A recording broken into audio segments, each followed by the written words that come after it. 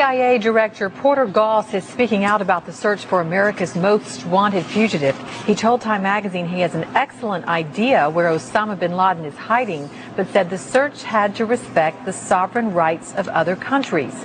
Joining me from New York to talk about his comment is Kristen Breitweiser. She lost her husband on 9/11 and was one of the women who lobbied President Bush to form the 9/11 Commission. Kristen, thanks for coming in and talking with us. Good afternoon. First of all, can I get your reaction to the CIA director's comments? I don't quite understand. I hope it's not an indication that Osama bin Laden is no longer a priority for this administration because of our struggles in Iraq. Osama bin Laden is responsible for 9/11, certainly not Saddam Hussein, and yet we invaded Iraq. We captured Saddam Hussein.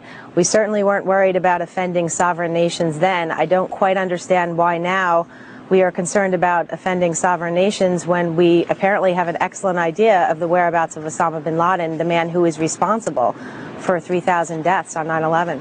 Well, in the interview, Director Goss says we're probably not going to bring bin Laden to justice. Does hearing him say that surprise you?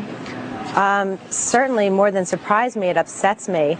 I know that a while back the administration had said that they didn't consider bin Laden to be that important anymore. As someone who lost her husband at the hands of bin Laden, I would like to see him caught. I'd like to see him held accountable.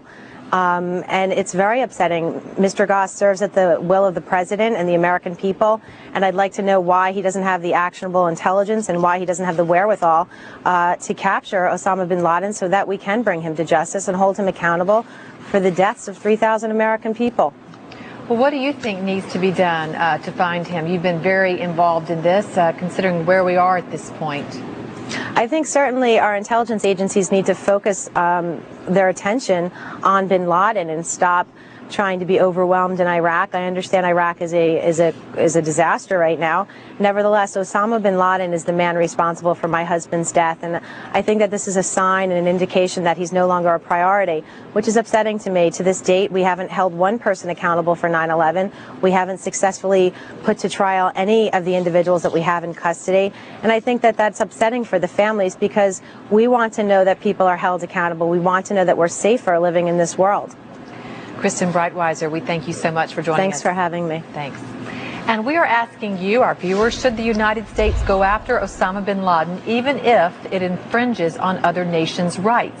Email your responses to question@msnbc.com. And checking our website, 83% of you say yes, the U.S. should go after bin Laden at all costs, but 17% say the U.S. should not. Keep those emails